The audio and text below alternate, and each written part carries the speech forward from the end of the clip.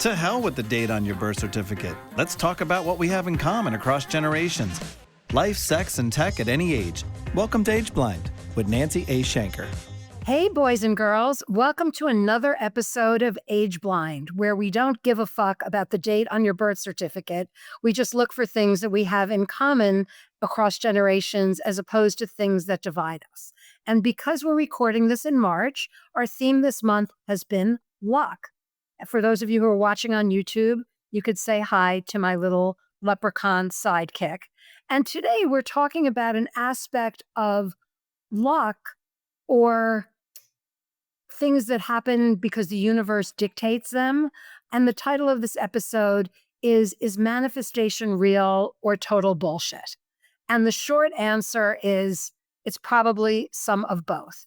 So a few years ago, here's my shameless plug, I wrote a book with two contributors, Emily Cornell and Jessica Riederhorn, called Manifestation for Skeptics. The subtitle is The 10 Volts Guide for Woo-Woo Haters. And I often use the term woo-woo as a synonym for manifestation or shit that just happens because the universe dictates it. I also have, for those of you who are watching rather than listening, my ruby slippers, because they do remind me that sometimes you can click them together and wind up back in Kansas, and my crystal ball, which I don't really use, but I'm wearing my Stevie Nicks Witchy Woman best kimono today in honor of the theme. And just very, very quickly, the story behind my guest today, Christoper Hoffmann, is in and of itself a story of manifestation, woo-woo, and also proactive action, which is something we're going to talk about. So Christoper and I matched on a dating app in either 2021 or 2022. We can't pinpoint the exact date. We texted back and forth. We weren't living in the same state at the time. I found out that he was he's still an engineer, but an engineer who had written a book called Heart in Gear about his sexual reawakening and his entrepreneurship. And he was going through a tough time. And for whatever reason, we just decided that we weren't going to date, but that we were going to keep in touch. And so I went to a bodybuilding expo on Saturday. I'm not a bodybuilder, but I was there as a voyeur. And he put a fire emoji, Chris did, on my Facebook page. And I'm like, oh, haven't spoken to Chris in a while. And we had a guest drop out for today's episode. And so Chris and I ended up talking on Saturday night, which is 3 or so days ago. And he kindly agreed to be a guest on my podcast. So if that's not fucking manifestation followed by action, I don't know what is. So welcome, Christoper. And if you could just very, very quickly summarize the last 50, 60 years of your life in very condensed way, and just along the way, sprinkle it in with some bizarre, lucky universe woo-woo shit that happened that led you to where you are today.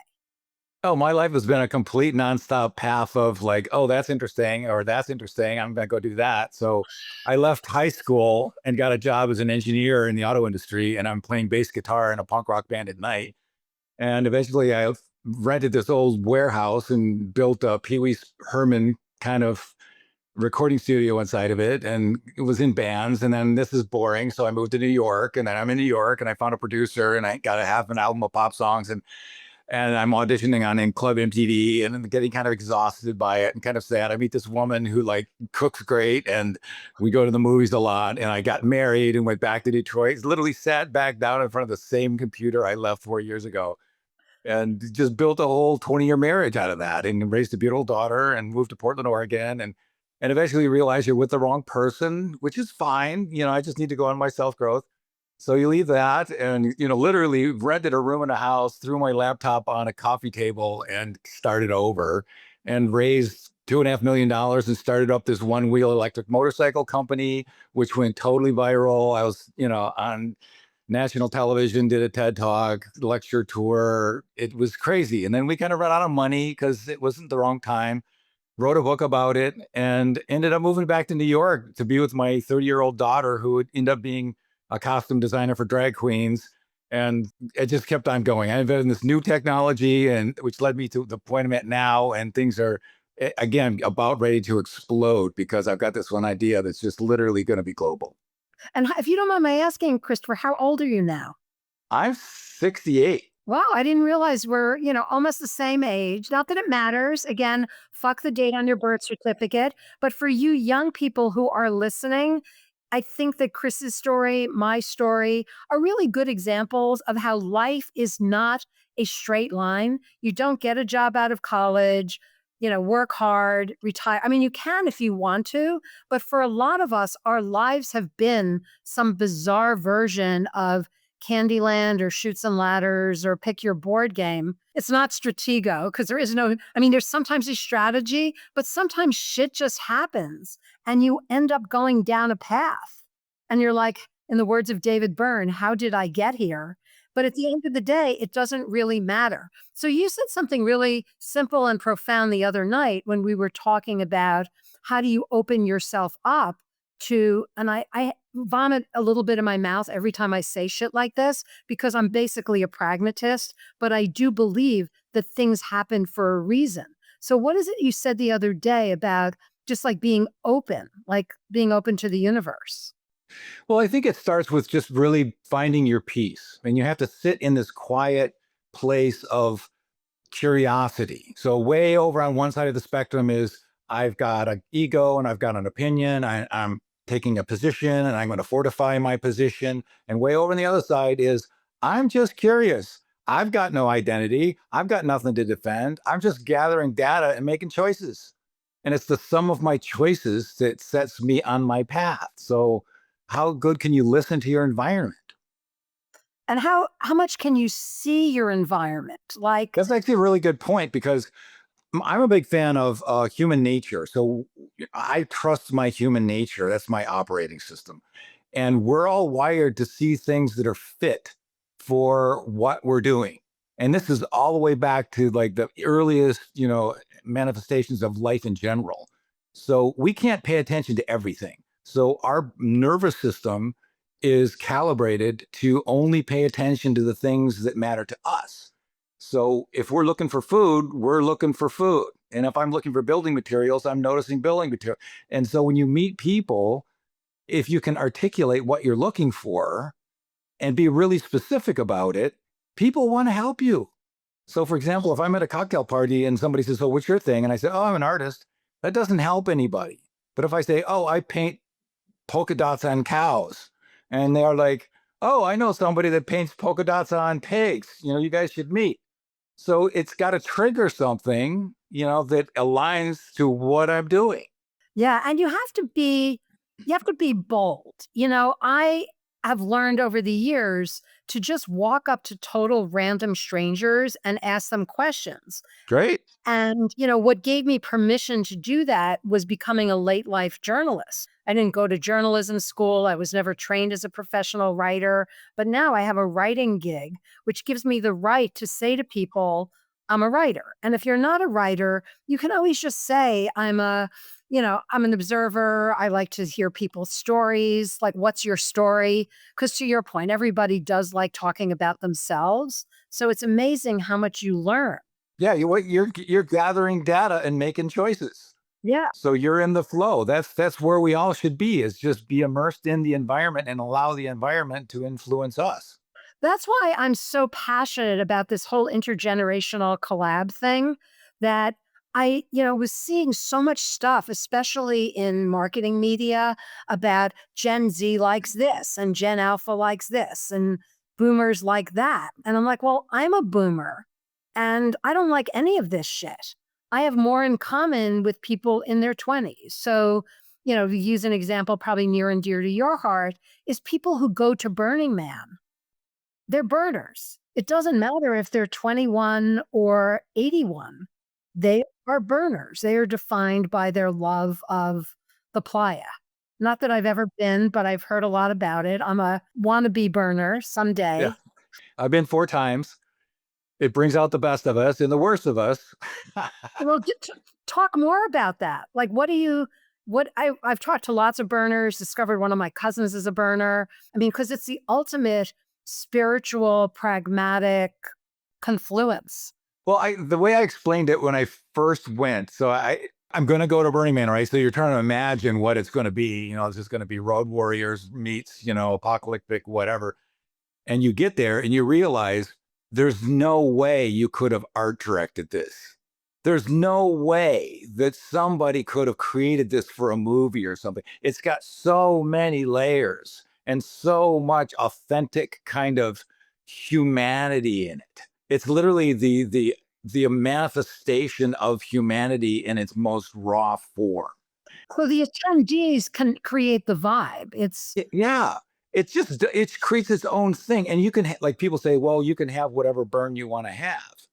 And you literally, there's so much to do and immerse yourself in and ride your bike past. I mean, you're at a theme camp and like, oh my God, chainsaw margaritas. Some guy took a blender and stuck it on a chainsaw and he's making margaritas. Like this would be a hit in my town. And like people would come for miles to this little club.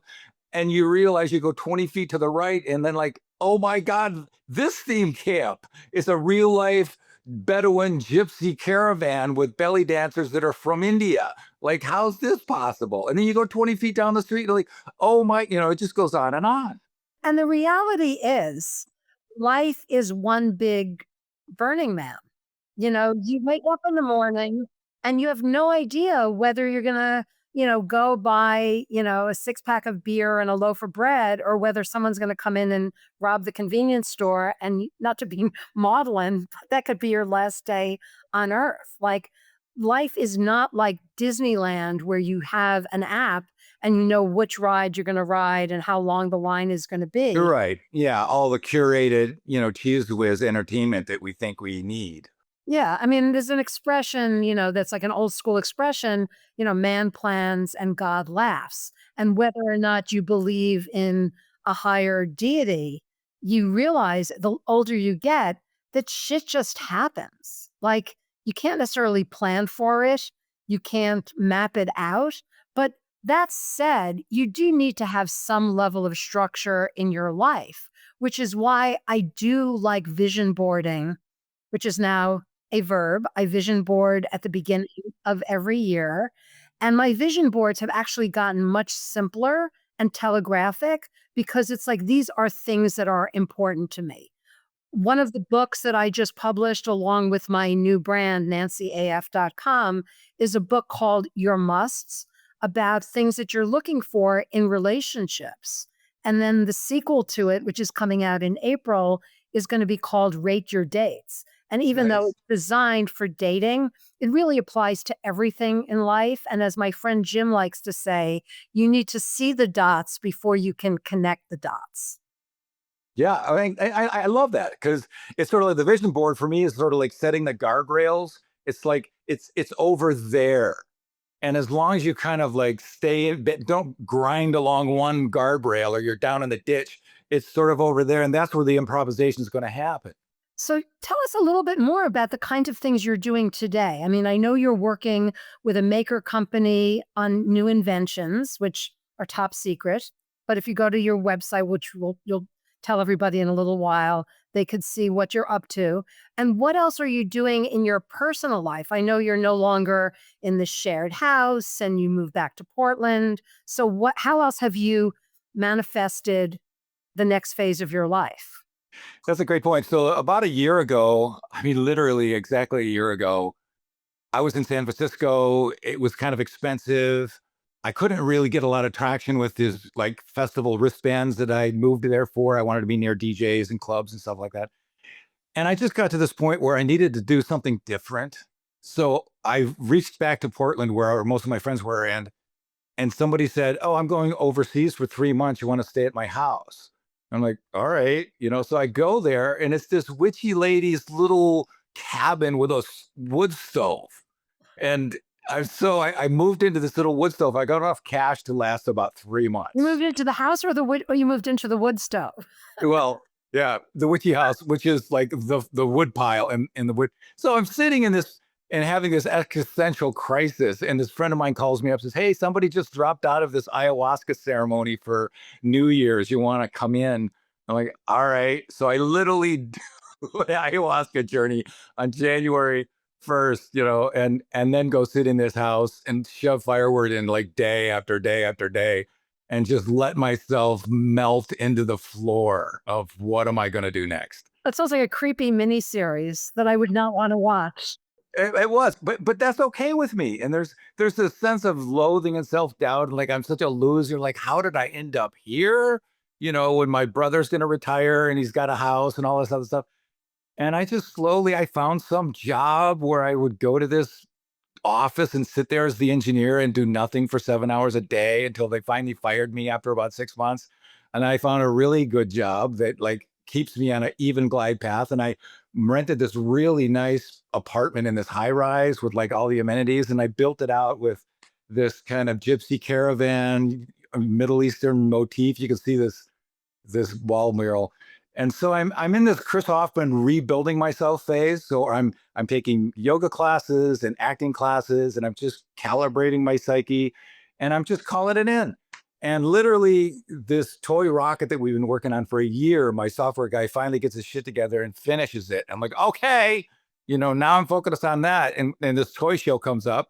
And so I found this lady who's a toy lady. She knows all about it. So we go to this toy show and walk the show, meet a whole bunch of people, and I meet this CEO of this toy company that they've had a toy for 50 years and it's kind of old school, but there's still this huge following. And he looks at me and says, if you could make a digital version of this, I would totally be into it. And I'm like, all right. So I get back with my team and we talk about it. And we come up with this idea like, oh my God, that would be so simple. You know why this is so cosmic and Kismetian? Some of my favorite woo-woo words is I was writing an article yesterday for my day job about Cracker Barrel. They have a new CEO who came out of Taco Bell, and I didn't realize that Cracker Barrel they have all kinds of traditional merch on their website, but they actually have a digital version of the game that you play with the pins when you're sitting at the table. Oh, right. Okay. Yeah. I'll see. Exactly.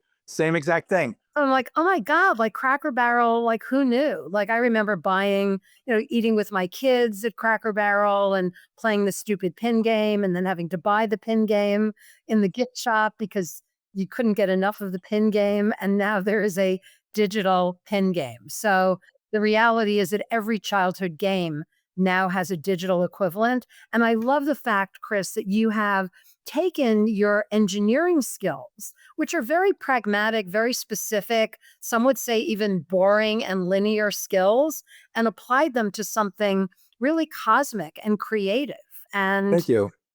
Yeah, it's like in the early days designing machinery, it's just blocks of metal and it's not very, and there was a lot of anxiety. Like I could never be a product designer, like these guys that go to college and do these 3D models and cars and motorcycles. Like I could never do that. But when it really came down to it, and I invented this one wheel motorcycle, and I'm like in this room that I rented after leaving my marriage, and I'm cutting out foam and cardboard on my bed with duct tape and sketching things, and I actually came up with something that was gorgeous. And it was even like the awareness to say, I'm not designing half a Ducati. I'm not designing like a Harley or an anime thing. I'm going to design this thing with these beautiful gestures that are really simple and then unfocus it so people can imbue their own experience on it. And that was the most brilliant thing that I could do because everybody told me a different story about what this thing was about. all right, well, let's manifest it now, Chris. Someone's going to listen to this episode and say, oh my God, I want that beautiful machine. And all of a sudden, your unicycle motorcycle will have a comeback. Maybe the time just wasn't right. It was Well, before maybe. the Segway era. It was, a different time in the transportation world. So Yeah. who knows? Who knows? It's okay. I'm kind of like a little bit scared of like product liability and those kinds of things. So I like things that are never going to hurt anybody. I That are a know, little but bit. just sell the concept to a vehicle sell it to Elon Musk and let him Well, manufacture I've it. been approached like 3 or 4 times and actually set drawings out, and people never really got it together. So I'm not worried But about it. But we never know. We never know. Now I'm gonna get all woo on you and say, maybe we're just like manifesting that shit in this podcast. it So could. yeah. Well, I wanted to tell you about how AI plays into manifesting. Oh, for sure. For sure. So this is this wild concept that I just came up with like a couple of days ago because I'm talking to my daughter and she's talking about ChatGPT, and she's got her ChatGPT dialed because she's been talking to it for months. And she goes, hey, like make me a promo for my next dance thing. And it just spins out this thing that's perfectly tailored to her personality, right? So if everybody starts doing that and we each have our ChatGPT knowing of who we are, what if you hooked them all up and the ChatGPTs searched for the manifestation that we're trying to find Ooh. among all of the other profiles? You literally could, the software would bring things toward you, and then you could have circles of friends or influence. And then the wild thing is like, hey, I want to have a cocktail party with 12 of the most interesting people within 3 rings of who I am. Pick a guest list of people that I've never met, but match my vibe. Well, that is very similar to what Time Left is doing. I don't know if they use AI, Right. but Time Left is an app that has weekly dinner parties with 6 random strangers. What I Nice. don't like about their model is that they've been segregating people based on age, which flies in the face of age blind. And the last dinner I went to, there was a table of techie guys who were all in their 30s. And then I was sitting at the retiree table, and I did end up making a really good friend from my table.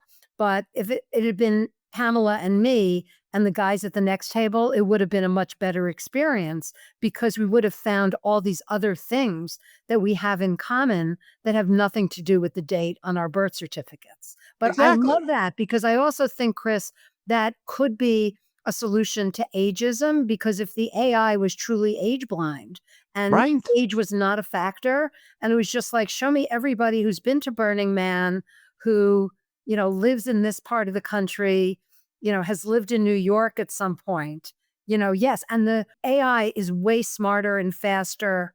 It's not as human as we are. We still need to be the robot overlords, as I like to say. But that's something else that you and I have totally geeked out on, is the role of AI in assisting creatives to be Right. even more creative. Exactly. It doesn't know what to do. You have to ask it what to do, and then it can do that better. But yeah, you've got to be in the driver's seat. But for it to serve up possibilities is kind of what's fascinating. Oh, exactly. I'm still trying to get AI to learn my personality because it is Right. quirky and very specific. And it hasn't quite gotten my tone and my predilection towards puns and my snarky sense of humor. But within 5 years, it'll be a scary time for civilization when there is an AI equivalent of me. I know. Well, that's like, do you think it, gloom and doom, or is it going to be positive and glowing? Are we going to create our own new utopia that's all managed by this AI? And there's some people that get it and some people that don't. It's going to be fascinating. It's the Wild West. The other thing, which I think is very relevant to our relationship, is that we both started out thinking we were looking for a date or somebody to hook up with. And it ended up morphing into more of a creative business collaboration. There's this expression DTR, define the relationship. But the reality is, especially as you get older, most relationships defy definition. Like, I don't know what you are. Right now, you're a podcast guest and Right. some random dude who lives in Portland who I vibe with on a number of levels. But yeah, we met on Bumble or Tinder or not. And I think we did actually plan to hook up. We might have. But then when I found out that you were like living in a house with a bunch of people and you were Yeah. poor, no Right. offense, but I'm like, Right. well, he doesn't check that back to your musts. Like, that is a box. Yeah. If you're going to invest in That's a something, yeah. box that is really important to me because I do want to travel and I want to have adventures and, I have expensive tastes. I own that. You go, girl. Yeah, yeah. So, whenever a guy says to me, you're too picky, I'm like, no, I just know what my musts are. And there aren't that many of them. In the book, I list my 5 musts. But this guy I mentioned, Jim, who was part of the catalyst for my writing the book, he has 55 criteria. Wow. Good luck with that. Yeah, no kidding. All right. Well, we're about to wind up. So, Chris, I'm sure that Many, many people will want to learn more about you, including some women who may want to sleep with you. So go for it. How do they find you? If you just go to my website, it's hoffman.world. And it's two F's, two N's. That's right. 2Fs, 2Ns.world. I've got videos there, what I'm up to. There's contact. You can email me. Yeah. And so what I'm hoping to do is I want to share my experiences. Like, this has been a great conversation to kind of summarize what I'm up to. I've been on stage in front of thousands of people. I'm funny. I can tell raunchy, like stand-up comedy, all the way to I've got an opinion on tech and why the electric car is not a solution to the environmental disasters, and where's the federal office of let's not do stupid shit. And, is anybody in charge of planning our transport? Nobody's doging that right now. No, like, who's in charge of our transportation system? It hasn't changed since they invented the car. Well, Elon's sending exploding rockets up into space. So yeah, that's a I diversion. would just like for there to be a train between Phoenix and LA so I can get the hell out of here more often. Thank you. Exactly. So I've got a lot of opinions on that. I can talk about it and talk about just the process of innovation, of being a creative person, and the anxiety and fear and triumph of living a life on the edge. So, Christoper, can we put you down on the list for what we call the SALT box? It's sex, life, and tech. And every month we pick a topic and we get together 4 random people plus me and Kyle, and we talk about that topic. So, oh yeah, I'm down. I mean, that's the lifestyle that I live. Creativity is our sexuality. I mean, I'm just look at my book. I mean, it's just stories of all the lessons I've learned from beautiful women after I left my marriage. And so it's a heroic kind of journey towards finding yourself and just being clear and not worrying about what people think so much and just doing your work. I love that. Love that. So thank you, Chris. This has been great. As I said, I would be thrilled to have you as a guest again. For our listeners and viewers, you can see all of our episodes on YouTube, on Apple, on Spotify, wherever you happen to consume your content. All the episodes are roughly 30 minutes. So if you have a short commute, it's ideal. And you can binge them if you have a long commute or just like our vibe. And again, the whole point of this is to remind ourselves every day that we are who we are, and it doesn't really matter how many years we've been on this planet. We learn something every day, we change every day, and we have so much in common with people of all ages and all stages. Doesn't matter what generation you happen to be a member of. So remember, boys and girls and ladies and gentlemen and all others, be age blind. Keep on listening. Peace out. Yes.